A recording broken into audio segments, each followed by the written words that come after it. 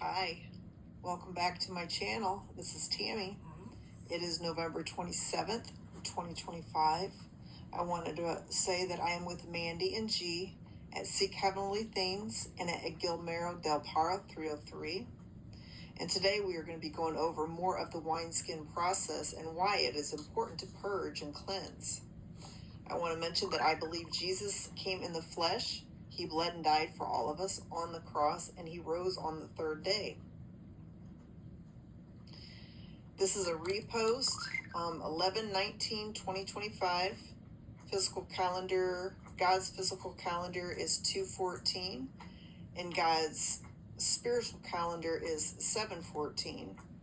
June 12th, 2025, part 4 of God's physical calendar is 5/4, and God's spiritual calendar is 9/4. So now that you understand the wineskin process, there is more of an explanation. Here is more of an explanation why the wineskin process is so important. Sometimes Jesus sets us up for situation so we can cleanse our trauma, so he can heal us from things. And he just did this for me recently, guys, because I'm dealing with my daughter's death, and there's times that things come up out of the blue, and he helps me. He cleanses me through it. He helps me through the process. It's very important, guys. This is very important. Okay, back to it. So he had already showed the group the supernatural. He's already showed, this is Mandy talking, he's already showed me and G the freezing of the clock supernaturally, so I know it is true, because he froze the clock when G died for 8 seconds and went into the spirit, but his lips were blue. And Jesus told me he took him in the spirit for his will and his glory, because he had to give him personal instructions of what's to come. And you will see why later when I discuss more in the detail, when I released the message on the lung process, why he had to take him in the spirit. And every single thing in the lung process was all for Jesus's glory and his will, because he was using G for the symbolism of not being able to breathe the way Jesus felt on the cross, because G is Jesus' son, and son is like the Father in heaven. And so G went in the spirit, so he will give those personal instructions for him when he receives his glorious body. There was nothing that we could do about it. This is still Mandy talking. There was nothing we could have done. It was supernatural. I was laying in bed and he started coughing, and then I didn't hear anything. So I sat up and he wasn't breathing. I freaked out and I started shaking him, and he came right back. His asthma and COPD was so bad that night. There was nothing I could do because his medicine wasn't working. The weird thing is, 20 minutes before it happened, Jesus let me know it was coming. He said to me as I spoke it to G, "Don't tell her you're going to die, my son," in a joking way. But I didn't know what he meant by that, because Jesus knew G was thinking that in his mind and was afraid to tell me because he didn't want to worry me. Jesus has been behind the lung process from the very beginning of the journey, because when I met G, it wasn't bad at all, but it started getting bad in 2024. The second process got so bad, he was coughing until he cracked a cartilage. Let's just say we did a lot of trips to the hospital, and G was wheezing in his lungs. But he went to the hospital for his steroid and breathing treatments, and his oxygen level was always 90 something, but never matched his symptoms with the numbers. That was all supernatural. So that night he went in the spirit, and G was coughing and his lips turned blue while he was in the spirit. Jesus said 23 minutes to me. So I Googled it, and it takes 23 minutes or more for your lips to turn blue after you die, purplish blue after you die. Anyway, definitely scared me, but Jesus was in control the whole time and told me not to worry, and that's how I know Jesus can freeze the clock. because there's no time in heaven and God has control of the clock. Because G, he was actually dead for 23 minutes in the spirit, Jesus said, but it was only 8 seconds here. In the physical, and 8 seconds is not enough time for the lips to turn purplish blue, because the lips were blue, and Jesus showed me why. Every time we go to the hospital, his oxygen would be 97% or in the 90s, but they would hear his lungs and it never matched the way he sounded, because see, he could barely breathe.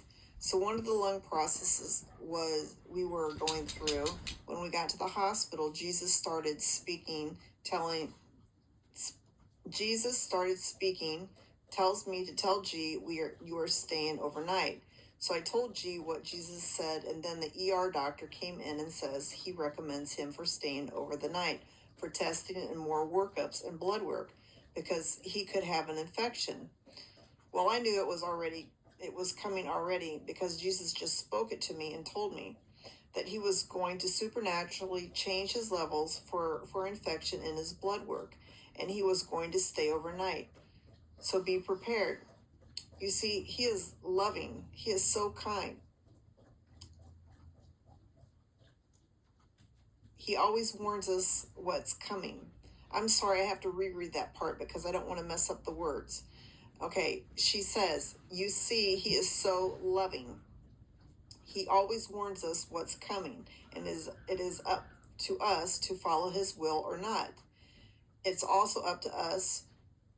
Are we going to trust him in everything? Because Jesus is always testing us, but we have free will. He will never force himself on us. It is up to us to follow his instructions and complete his will over our own. It is always our decision to trust and believe he takes care of us. And when we exercise faith and believe, we see it will always be his will. So we stayed overnight. G had one of his coughing attacks in the hospital, and he went into the spirit again, but he didn't die this time. And I thought he had a seizure, because that's what it kind of looked like. When you go into the spirit, when you cough, your eyes roll back in your head and form a little bit of foam a little bit out of the mouth, just like a seizure.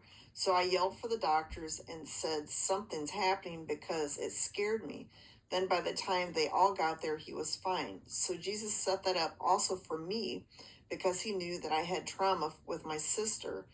Because when we were in the hospital months before she died, she had a real seizure, and it scared me. And I remember calling the doctors, and I have also had dreams of code blue and stuff with my sister in it.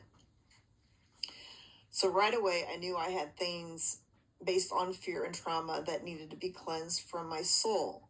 So sometimes Jesus puts things in our dreams and around us in certain situations to trigger certain things.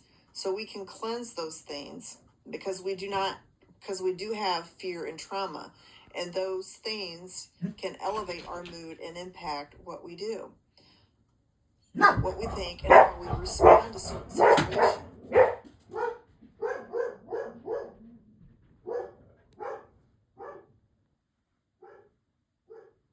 Sorry, that's my other dog. You met Ella, but that one that was barking was Cinder. But I'm going to turn this back on because he went outdoors. I apologize. That's why the wineskin process is so important. So then, when we got home and I had given, let me start that over. So then when we got home and I gave it to the Lord, I was crying. I was on my knees praying. After we got out of the hospital, I was expecting G to be healed right away from Jesus, because he just sent us there on a mission that we thought we had completed. But when it comes to Jesus, now we know there is always more. So now we know it is not finished, because he had us go to the hospital because we were on a mission to wake up the doctors about Jesus, to not leave him out when it comes to science, because God is science. He is all things. So we had to tell the doctors they weren't going to find anything, because it was all supernatural. And we told them, you can't And we told them, you can't leave out God when you're doing science. So he had us do all that. It was a part of the mission. And we are all going to be on missions like this to wake up Jesus people. We were like the talk of the hospital because we talked about Jesus to everyone, and the poor doctors couldn't find anything wrong with G based on all the testing and the blood work they were drawing. They didn't know or understand why his heart rate was. Cinder. Hey. No, sit. Sit, come on. I can't sit. This is Cinder. I'm trying to get a show in for him. Come here, sit. Dude, sit. There we go. So there's Cinder and there's Ella. Okay, now you met them both. Go back up here. So high, and why his wheezing was so bad in his chest, because he was just sitting there in the hospital bed and not exercising. I remembered it was 132, his heart rate, and I looked up the number, and it means to heal. And the timing of everything was matching all the numbers Jesus has given us. So we knew he was behind every part of the lung process journey. But the doctors were worried because it was abnormally high, that he would have a stroke or a heart attack. So they suggested for him not to leave because they wanted to run more tests. But Jesus kept saying he was doing everything. So we left on blind faith because Jesus told us to. And now we know when we return in our glorious bodies, that seed God had us plant on our mission, God will make it grow. So Jesus assured me he was behind the whole thing for his glory. But sometimes in the flesh, we worry and we forget that God is in control of every aspect of our lives. Amen. So we followed Jesus' instructions and we released from the hospital. So we followed Jesus' instructions and we released ourselves from the hospital because Jesus told us to. And then when we got home, I was praying to Jesus and I was just surrendering everything and just really cleansing my heart. So that night I was listening to the song, I Surrender. And as I was praying, Jesus was having me breathe. And he took over my breath supernaturally. I held it for so long, I don't even know how long I held it for, but I told him that I would give him everything, even my own breath. So I told him to take over with his breath to meet mine, so I could give my breath to G with God's power in it. And that's what I was doing. I literally was breathing in the spirit, but not in the physical. I was letting God breathe for me. I can't explain it, but I felt the breath coming out of my lungs without breathing in the hospital. And then when I started breathing in the physical, I felt God's breath with mine. It was really beautiful, spiritual feeling, and that's when I was cleansing. That's when I cleansed everything, asking Jesus to take complete control and take over my breath and cleanse me from my fear and my trauma. But I literally trusted him to take over my breath so I could give my new lungs to G, because we are one in the spirit and my energy goes inside of him as God transfers our energy together as one. So when God put him in the spirit again, instead of freaking out this time and getting scared, I calmly woke up G, making him feel at peace because he could hear me while he was in the spirit. And that matches the Adam and Eve book, where she was crying over Adam, praying for the Lord to bring him back and let him wake up and breathe.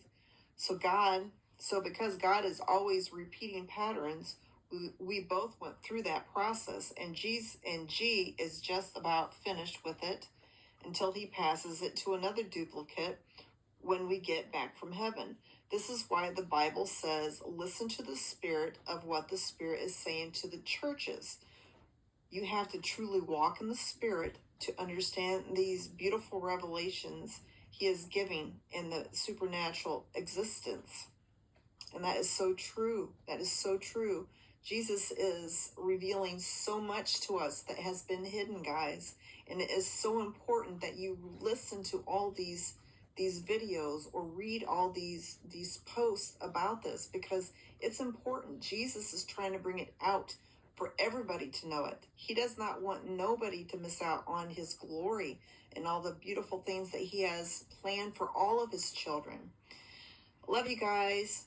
Hope you have a wonderful Thanksgiving. Stick around for part 5.